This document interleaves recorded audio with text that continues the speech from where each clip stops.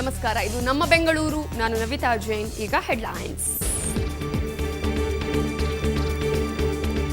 ಸ್ವಚ್ಛತೆಗಾಗಿ ತೆರಳಿದ್ದವರ ಜೊತೆ ವ್ಯಾಪಾರಸ್ಥರ ಗಲಾಟೆ, ಸಿಟ್ಟಿಗೆದ್ದ ಮೇಯರ್ ಹಿಗ್ಗಾಮುಗ್ಗಾ ತರಾಟೆ. ಕಸ ತೆಗೆಯದಿದ್ರೆ 1 ವಾರ ಮುಚ್ತಾರಂತೆ ಕೆಆರ್ ಮಾರುಕಟ್ಟೆ.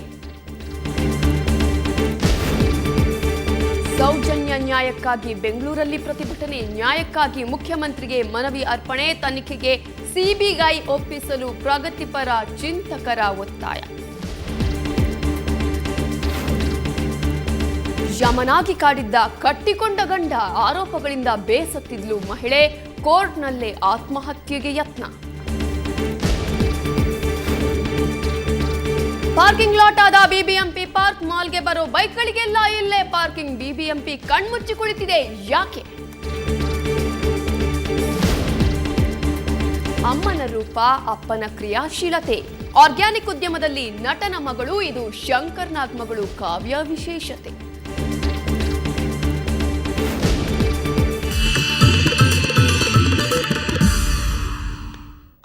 ಅತ್ಯಾಚಾರಕ್ಕೆ ಒಳಗಾಗಿ ಹತ್ಯೆಗೀಡಾದ ಯುವತಿ ಸೌಜನ್ಯಾಳ ಪರ ಕರಾವಳಿಯಲ್ಲಿ ಸಾಕಷ್ಟು ಪ್ರತಿಭಟನೆ ನಡೆದಿದೆ. ಆಕೆಯ ಕುಟುಂಬಕ್ಕೆ ನ್ಯಾಯ ಕೊಡಿಸಲು ಇವತ್ತು ಬೆಂಗಳೂರಲ್ಲೂ ಪ್ರತಿಭಟನೆ ನಡೆಯಿತು. ಅಲ್ಲದೆ ಪ್ರಗತಿಪರ ಚಿಂತಕರು ಕೂಡ ಈ ಬಗ್ಗೆ ಧ್ವನಿ ಎತ್ತಿದ್ದಾರೆ. ಈ ಬಗ್ಗೆ ಒಂದು ಡೀಟೇಲ್ ರಿಪೋರ್ಟ್.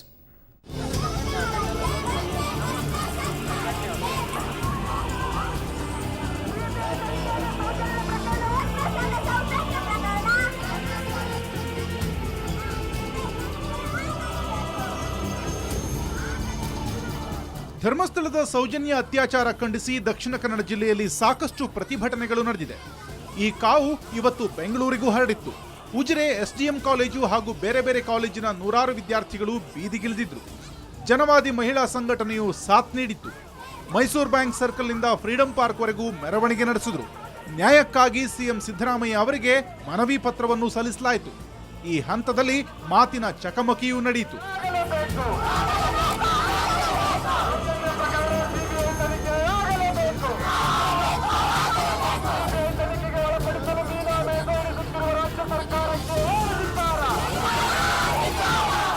ನಿಜವಾದ ಆರೋಪಿಗಳು ಯಾರಂತ ಹೇಳಿ ಗೊತ್ತಾಗಬೇಕು ನಮಗೆ.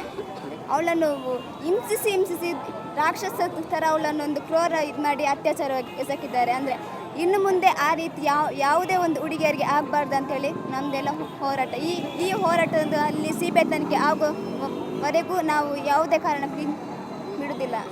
ನಮಗನ್ನಿಸ್ತದೆ ಸಿದ್ದರಾಮಯ್ಯನವರು ಇಷ್ಟು ಪ್ಲೈನಾಗಿ ಅವರು ಮಾತಾಡೋಂಥ ಸಂದರ್ಭದಲ್ಲಿ ನಮ್ಗೆ ಅನಿಸಂದಂಥದ್ದು, ಅವರು ಸಿಬಿಐ ತನಿಖೆಗೆ ಒಪ್ಪಿಸ್ತೀವಿ ಅನ್ನೋಂಥ ದೃಢವಾದಂಥ ನಿಲುವು ಅವ್ರದ್ದು ಇಲ್ಲದೇ ಇರೋಂಥದ್ರಿಂದ ನಾವು ಮುಂದೆ ಉಗ್ರ ಹೋರಾಟ ಮಾಡಬೇಕಾಗ್ತದೆ ಅಂತೇಳಿ ನಾವು ಅವ್ರಿಗೂ ಹೇಳಿನೂ ಬಂದಿದ್ದೀವಿ. ಶೀಘ್ರ ತನಿಖೆ ನಡೆಸಿ ಸೌಜನ್ಯಗೆ ನ್ಯಾಯ ಕೊಡಿಸೋ ಭರವಸೆಯನ್ನ ಸಿಎಂ ಸಿದ್ದರಾಮಯ್ಯ ನೀಡಿದ್ರು. ಇನ್ನು ಪ್ರಗತಿಪರ ಚಿಂತಕರು ಕೂಡ ಸೌಜನ್ಯಳ ಪರ ಧ್ವನಿ ಎತ್ತಿದ್ದಾರೆ. ನ್ಯಾಯಕ್ಕಾಗಿ ನಾವು ಸಂಘಟನೆಯ ಕಾರ್ಯದರ್ಶಿ ಅಗ್ನಿ ಶ್ರೀಧರ್ ಪ್ರಕರಣವನ್ನ ಸಿಬಿಐಗೆ ಒಪ್ಪಿಸಲು ಆಗ್ರಹಿಸಿದ್ರು.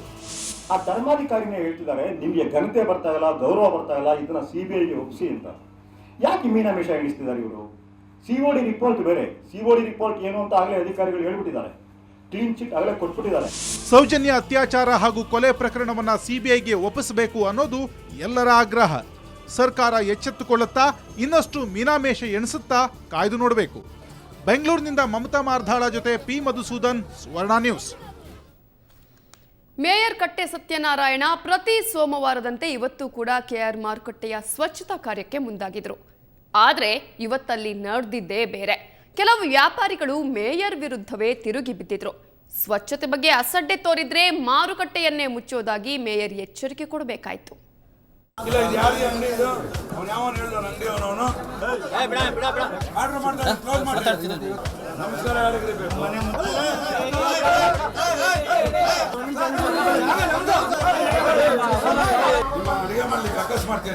ಕೆಆರ್ ಮಾರುಕಟ್ಟೆ ಸ್ವಚ್ಛತೆಗೆ ತೆರಳಿದ್ದ ಮೇಯರ್ ಕಟ್ಟೆ ಸತ್ಯನಾರಾಯಣ ಇವತ್ತು ಗರಂ ಆಗಿದ್ರು.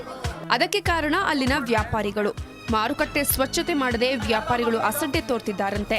ಇವರ ಪೈಕಿ ಕೆಲವರು ಮೇಯರ್ ವಿರುದ್ಧವೇ ತಿರುಗಿ ಬಿದ್ದಿದ್ರು. ಸ್ವಚ್ಛಗೊಳಿಸೋದು ನಿಮ್ಮ ಕೆಲಸ ಅಂತ ಅಗೌರವದ ಮಾತನಾಡಿದ್ರು.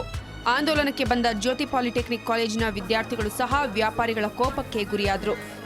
ಇದರಿಂದ ಸಿಟ್ಟಿಗೆದ್ದ ಮೇಯರ್ ಕಸ ತೆಗೆಯದಿದ್ರೆ 1 ವಾರ ಮಾರುಕಟ್ಟೆ ಮುಚ್ಚೋದಾಗಿ ಈ ವೇಳೆ ಎಚ್ಚರಿಕೆ ಕೊಟ್ಟರು. ಪ್ರತಿ ವಾರ ಬಂದು ಮಾಡಿ ಅಂತ ಏನಕ್ಕೆ ನಮಸ್ಕಾರ ಮಾಡ್ತಾರೆ? ನಮಸ್ಕಾರ ಯಾರಿಗೆ ಬೇಕು? ನಿಮ್ಮ ಅಡುಗೆ ಮಾಡ್ಲಿಕ್ಕೆ ಅಕಸ್ ಮಾಡ್ತೇನೆ ನೀನು ಮುಂದೆ ಚೆನ್ನಾಗಿರ್ಬೇಕು ತಾನೆ? ಯಾವ ಭಾಷೆಯಲ್ಲಿ ಹೇಳೋದು?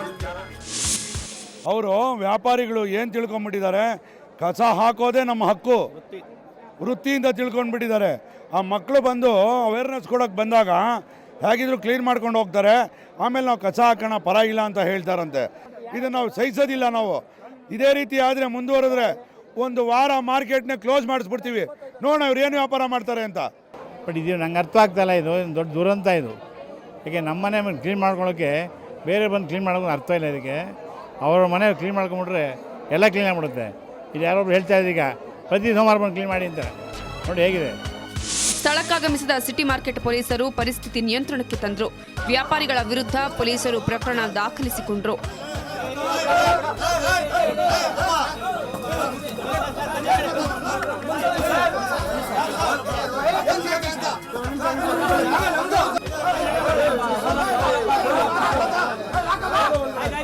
ಇಷ್ಟೆಲ್ಲ ಆದ್ಮೇಲೆ ಮಾರುಕಟ್ಟೆ ವ್ಯಾಪಾರಿಗಳ ಸಂಘದ ಸದಸ್ಯರು ಮೇಯರ್ ಜೊತೆ ಸಭೆ ನಡೆಸಿ ತಪ್ಪಿಗೆ ಕ್ಷಮೆಯಾಚಿಸಿದರು.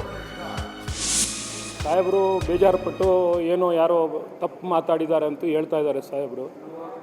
ನಾವು ಅದಕ್ಕೆ ಆಶ್ವಾಸನೆ ಕೊಡ್ತಾಯಿದ್ದೀವಿ. ಯಾರೇ ಹೆಣ್ಮಕ್ಳು ಬಂದು ಅಲ್ಲಿ ಕೆಲಸ ಮಾಡಿದ್ದಾರೆ ಅವ್ರಿಗೆ ನಾವು ಅಪ್ರಿಷಿಯೇಟ್ ಮಾಡ್ತಾಯಿದ್ದೀವಿ, ಅವ್ರಿಗೆ ಧನ್ಯವಾದ ಹೇಳ್ತಾ ಇದ್ದೀವಿ ನಮ್ಮ ಕಡೆಯಿಂದ. ಯಾರನ್ನ ಅಕಸ್ಮಾತ್ ತಪ್ಪು ಮಾತಾಡಿದರೆ ಮಹಾ ತಪ್ಪು ಮಾತು ಅದು. ಯಾಕೆಂದರೆ ಅವರು ಒಂದು ಸೋಷಿಯಲ್ ಆ್ಯಕ್ಟಿವಿಟೀಸ್ ಮಾಡೋಕ್ಕೆ ಬಂದಿದ್ದರು. ಒಟ್ನಲ್ಲಿ ಅಂಗಡಿ ಎದುರು ಕಸ ತೆಗೆಯದ ವ್ಯಾಪಾರಿಗಳಿಗೆ ಮೇಯರ್ ಸರಿಯಾಗಿಯೇ ಬಿಸಿ ಮುಟ್ಟಿಸಿದ್ದಾರೆ. ಆದರೆ ವ್ಯಾಪಾರಿಗಳು ಎಷ್ಟರ ಮಟ್ಟಿಗೆ ಪಾಠ ಕಲಿತಾರೆ ಅನ್ನೋದನ್ನ ಮುಂದಿನ ವಾರವೇ ತಿಳಿಯಬೇಕು. ಇದೆ ತಾನೆ ದುಡ್ಡು ಎಲ್ಲ ಬರೋದು. ಸೊ ನಮ್ಮ ಮನೆ ಮುಂದೆ ಹಾಕ್ತೀನಿ, ಈಗ ಯಾರು ಬರ್ತಾರೆ ಹೇಳಿ ನಿಮ್ಮ ಅಂಗಡಿ ಮುಂದೆ ತಗೊಳಕ್ಕೆ? ಸೊ ಅದಕ್ಕೇನೆ ನೀವು ಯಾರು ಕಸ ಹಾಕ್ತೀರಿ ಹೇಳ್ಬೇಕು ನೀವು, ಇಲ್ಲ ಇಲ್ಲಿ ಕಸ ಹಾಕ್ಬೇಡಿ ಅಂತ. ಕ್ಯಾಮರಾಮನ್ ಸುರೇಶ್ ಜೊತೆ ಮಸೂದ್ ಮತ್ತು ಶ್ರೇಯಾ, ಸುವರ್ಣ ನ್ಯೂಸ್. ಅದು 3 ವರ್ಷದ ಹಿಂದಿನ ಮಾತು. 2 ಲಕ್ಷ ಸಾಲ ವಾಪಸ್ ನೀಡೋದಕ್ಕೆ ವ್ಯಕ್ತಿಯೊಬ್ಬನನ್ನ ಬರ್ಬರವಾಗಿ ಕೊಲೆ ಮಾಡಲಾಗಿತ್ತು.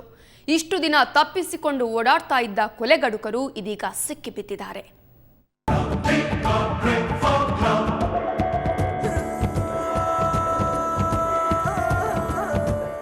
ಅದು ಬರೋಬ್ಬರಿ 3 ವರ್ಷ ಹಿಂದಿನ ಮಾತು. KSRTC ನೌಕರ ಬಾಲರಾಜ್ ಕೊಲೆಯಾಗಿ ಹೋಗಿದ್ದ. ಯಾರೋ ಆತನನ್ನ ಬರ್ಬರವಾಗಿ ಕೊಲೆಗೈದು ಹೊಸೂರು ರಸ್ತೆಯ ಕೂಡ್ಲು ಗೇಟ್ ಬಳಿ ಚರಂಡಿಯೊಂದರಲ್ಲಿ ಎಸೆದೋಗಿದ್ರು.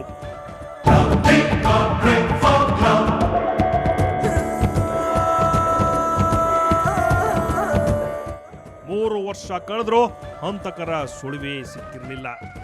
ಆದರೆ ಅಪರಾಧ ಮಾಡಿದವನು ಯಾವತ್ತಾದರೂ ಕಾನೂನು ಕೈಗೆ ಸಿಗಲೇಬೇಕು. ಈ ಪ್ರಕರಣದಲ್ಲಾಗಿದ್ದು ಅದೇ. ಅಂದು ಕೊಲೆ ಮಾಡಿದ್ದ ಹಂತಕರು ಈಗ ಮಲ್ಲೇಶ್ವರಂ ಪೊಲೀಸರ ಕೈಗೆ ಸಿಕ್ಕಿಬಿದ್ದಿದ್ದಾರೆ. ಸೊ ಆ ಬಾಲರಾಜ್ ಅಂತ ವ್ಯಕ್ತಿದು ಒಂದು ಕೊಲೆ ಮಾಡಿ ಅಲ್ಲೇ ಎಲೆಕ್ಟ್ರಾನಿಕ್ ಸಿಟಿ ಹತ್ರ ಒಂದು ಡ್ರೈನೇಜಲ್ಲಿ ಬಾಡಿಯನ್ನು ಡಿಸ್ಪೋಸ್ ಮಾಡಿರುವಂಥ ಒಂದು ಘಟನೆ ಬಗ್ಗೆನೂ ಕೂಡ ಬಾಯ್ಬಿಟ್ಟ. ಇದ್ರ ಬಗ್ಗೆ ಹೆಚ್ಚಿನ ವಿಚಾರಣೆಯನ್ನು ನಾವು ಮಾಡಿದಾಗ ಈ ಬಾಲರಾಜ್ ಅಂಬೋನಿಗೆ ಕೊಲೆ ಮಾಡಿರೋರು 3 ಜನ, ಯೋಗೇಶು, ಮಂಜೇಶ್ ಮತ್ತು ಅರುಣ್ ಅಂತ. ಯೋಗೇಶ್, ಮಂಜೇಶ್, ಅರುಣ್ ಅನ್ನೋರೇ ಸಿಕ್ಕಿಬಿದ್ದ ಕೊಲೆಗಡುಕರು. 2010ರಲ್ಲಿ ಬಾಲರಾಜು ಮಂಜೇಶ್ನಿಂದ ಸುಮಾರು 2 ಲಕ್ಷ ರೂಪಾಯಿ ಸಾಲ ಪಡೆದಿದ್ದ. ಆದರೆ ಅದನ್ನ ಹಿಂತಿರುಗಿಸದೆ ಬಾಲರಾಜ್ ಸತಾಯಿಸ್ತಾ ಇದ್ದ. ಇದೇ ವಿಚಾರವಾಗಿ ಗಲಾಟೆ ನಡೆಯುತ್ತೆ. ಮಂಜೇಶ್ ತನ್ನ ಸ್ನೇಹಿತರಾದ ಯೋಗೇಶ್, ಅರುಣ್ ಜೊತೆಗೂಡಿ ಬಾಲರಾಜ್ನನ್ನ ಆಟೋದಲ್ಲಿ ಕೂಡ್ಲು ಗೇಟ್ಗೆ ಕರೆದೊಯ್ದು ಕತೆ ಮುಗಿಸ್ಬಿಡ್ತಾನೆ. ಆದರೆ ಸುಲಿಗೆ, ಸರಗಳ್ಳತನ ಪ್ರಕರಣಕ್ಕೆ ಸಂಬಂಧಿಸಿದಂತೆ ಇವರನ್ನ ಬಂಧಿಸಿ ವಿಚಾರಣೆ ನಡೆಸಿದಾಗ 3 ವರ್ಷ ಹಿಂದಿನ ಕೊಲೆ ಪ್ರಕರಣ ಬೆಳಕಿಗೆ ಬರುತ್ತೆ. ಈ ಮಂಜೇಶ್ ಏನಿದ್ದಾನೆ A2, ಅವನು ಈ ಬಾಲರಾಜಿಗೆ ಸುಮಾರು 2 ಲಕ್ಷ ರೂಪಾಯಿಯನ್ನು ಅವನು ಕೊಟ್ಟಿದ್ದ. ಬಾಲರಾಜ್ ಅಂತೂ ದುಡ್ಡು ಕೊಡ್ತಾ ಇಲ್ಲ. ಸೊ ಹಾಗಾಗಿ ಇವನಿಗೆ ಏನಾದರೂ ಪಾಠ ಕಲಿಸ್ಬೇಕಂತ ಈ ಬಾಲರಾಜಿಗೆ ಒಂದು ನೈಲಾನ್ ಹಗ್ಗದಿಂದ ಸ್ಟ್ರ್ಯಾಂಗ್ಲೇಟನ್ನು ಮಾಡ್ತಾರೆ. ಅದಲ್ಲದೆ ಒಂದು ಸ್ಕ್ರೂ ಡ್ರೈವರನ್ನ ತೊಗೊಂಡು ಇಲ್ಲಿ ನೆಕ್ ಹತ್ರ ಸ್ಟ್ಯಾಬನ್ನು ಮಾಡ್ತಾರೆ. ಸ್ಟ್ಯಾಬ್ ಮಾಡಿ ಅವನು ಸತ್ತೋದ್ಮೇಲೆ ಅಲ್ಲೇ ಡ್ರೈನೇಜಲ್ಲಿ ಬಿಸಾಕಿ ಹೋಗಿರ್ತಾರೆ. ಎಲೆಕ್ಟ್ರಾನಿಕ್ ಸಿಟಿ ಠಾಣೆಯಲ್ಲಿ ಕೊಲೆ ಸಂಬಂಧ ಪ್ರಕರಣ ದಾಖಲಾಗಿತ್ತು.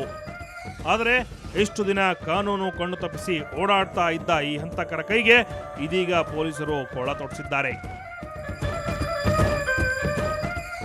ಬೆಂಗಳೂರಿನಿಂದ ಕ್ಯಾಮರಾಮನ್ ಅನಿಲ್ ಜೊತೆ ವೆಂಕಟರಮಣ, ಕ್ರೈಮ್ ಬ್ಯೂರೋ, ಸುವರ್ಣ ನ್ಯೂಸ್.